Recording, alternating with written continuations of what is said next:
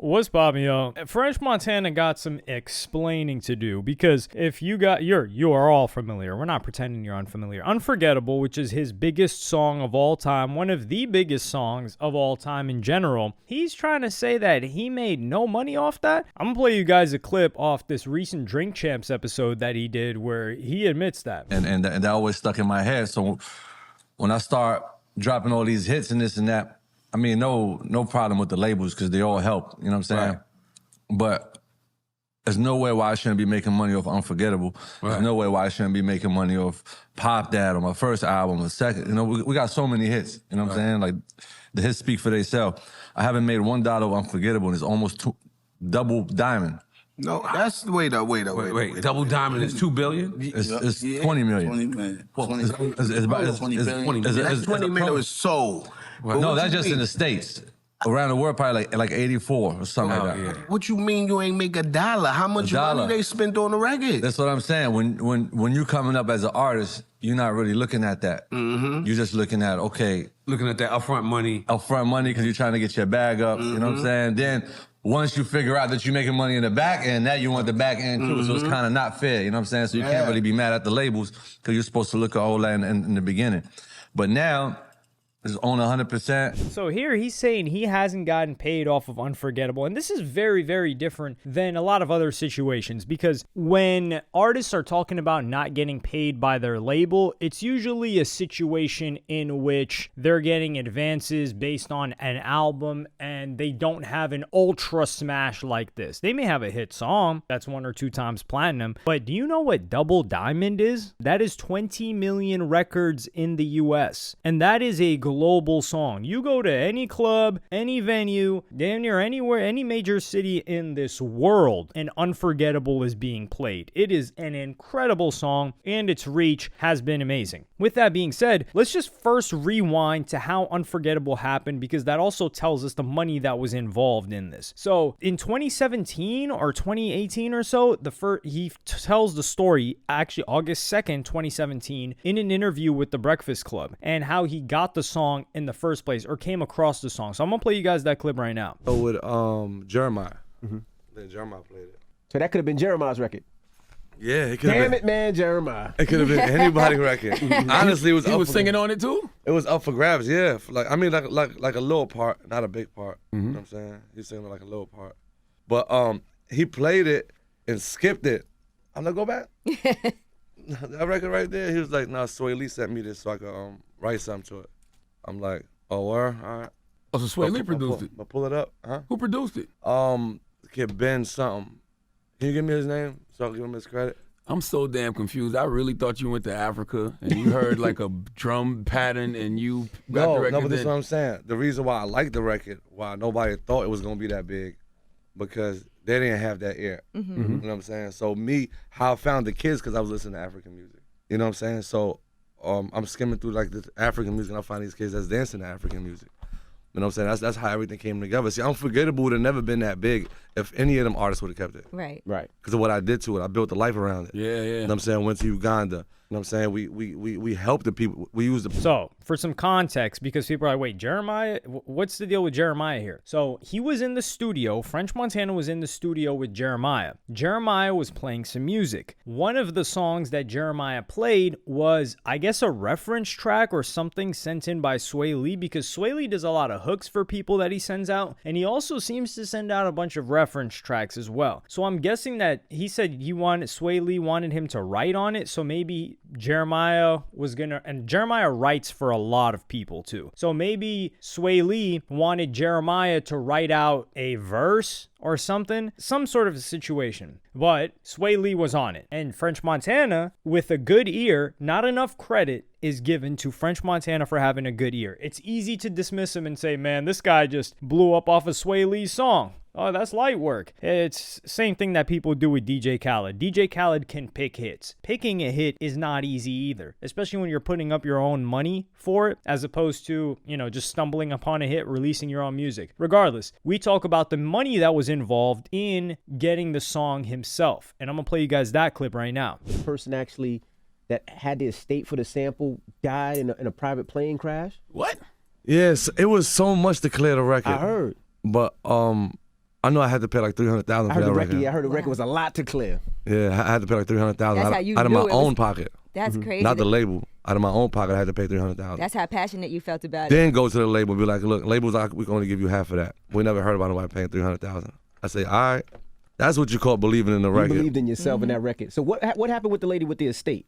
It was more of honestly, it was more of it wasn't even that. It was Sway Lee's single too. You know, so it was kind of like, but Sway Lee got some, you know what I mean, a lot of music. So I'm like, yo, let me get that. And Mike Will already had something going on with it. Then the record had leaked. You know what I'm saying? So it was like 5 months to get that record. 300,000. What made you want to pay 300,000 though? Like, what made you be like, you know what? Just like, what was the energy you was feeling that knew this was the one? Mind you, 300,000, then another 300,000 to shoot the video. So I'm already 600,000 in the hole. But you made that back already, so. Big time. Yeah. Hell yeah. That record's like, what, 5-time platinum around the world besides the States. And it's double out over here, so like 7 million already. See, when you do stuff like that, it's like, why even be signed to a major? So he's saying that Mike Will was involved with this. They had to buy the song. So he said he spent $300,000 of his own money. He said not the label money. He was with Sylvia Rohn, I think. So this was Epic Records. And that's already an expense that he took up front. And then he took the music video cost as well. And this song ended up being a smash, right? So if French Montana paid $300K out of his own pocket and the song is profitable, that song is very, very profitable, because let's just say they spent a couple $100,000 on marketing the song. They made that very quickly. And why he was getting paid is, we should circle back to Fetty Wap. Fetty Wap's a great example, because Fetty Wap blew up quickly, but he got signed to 300. And Fetty Wap even said he took the lowest advance possible, because they offered him a big advance of like, I think hundreds of thousands or in the millions. And he said he took only a 50K advance or a 250K advance. He took a baby advance because he paid it back so quickly. So what Fetty Wap was saying, and I don't remember the exact interview, so I can't cite it for you like I can for the French Montana one, but within a week or two, he had recouped. So he was getting royalties from all of the music that was selling during his peak at the same. That's why you saw Fetty Wap spending like crazy. Now, granted, he was one of the biggest artists. He was the biggest artist for about a year and a half in the rap game, at least. So much so that Taylor Swift brought him on stage. So with French Montana, if he paid $300K, what I'm guessing is that they had to reimburse him, or they gave him a huge advance for the album based on the performance of this song. Something is not adding up. So I think what French Montana needs to tell us is, how big of a bag did they give you for your album? Because was it 7 figures? Was it 8 figures for your next project? Because there's no reason that this song is not paying him. And what are the splits? That's what we need to know too. Because he paid Sway Lee to clear the song, or he paid to get the song, I think, from the producer. He had to give splits to Sway Lee for sure. Sway Lee was not just getting paid out a flat fee. So Sway Lee is getting splits for that track, and he's on the track too. And you had to pay Sway Lee. So what is the cut that French Montana is getting? And this is where I'm saying things aren't adding up, because if he got paid $0, that's impossible. That song recouped a long time ago. That song recouped probably 7 years ago. So French Montana, even if French Montana had a tiny 10%, let's say, of the track, which we don't even know, but let's just say 10%, he should have earned money. He can't say $0 in that case. It would be in the millions for sure. Because even academics, when he would talk about this, he would estimate, and he's accurate with these estimates because he's seen these type of numbers. And I'm going to play you guys just a short clip of what he said that this song made overall to date. If you ask me, the reason why I think French didn't make no money off of it, because it's Sway Lee's song. Like, Sway Lee sent him the song. Sway didn't have that much credit or that much faith in it, but it's Sway's song. It took a year, and he said, yo, you're not going to put this out? And he just put it out. He put it out on like SoundCloud. And this is how it works every single time. This is why they clear samples before you put it out. Because the moment the label knows it's a hit, they're not going to go back and when they're doing because they got to do the paperwork. They're not going to say, oh, thank you for leaking the song. Because when you leak the song, that's kind of like sabotaging the song. Thanks for leaking the song that proved to us that the song's a hit. Let's give you 50% of a song that really sways. No, they're going to be like, here's 10%, take it or leave it. Or we can just pull a song down and nobody eats. It's fine. What do you want to do? You already leaked it, and it's a moment for you. You can take it as promo or what? It's probably something of the sort, okay? Okay, if you ask me, it's not that. That song is 100% profitable. There is in no way, shape, or form could a label keep spending to promote that record as opposed to what it's made. That record is made probably $100 million. That record is huge. It's no way the label said, oh, we spent $100 million, so there's no money to be made. We spent 100 and made 100, so no money for y'all. What I think it is the deal that he did for the song, right? Him and Sway's label probably not the same label, right? Let me see, Unforgettable. Matter of fact, we could just go on Spotify. It's going to tell us right now. Look. Okay, but this came out on his album. Okay. I want to see it as a single. It did come out as a single. Let's search for that. So the single, okay, here it is as a single. Here it is as a single. Here we go. Wait, never mind. Is the Weeknd sample like the beat?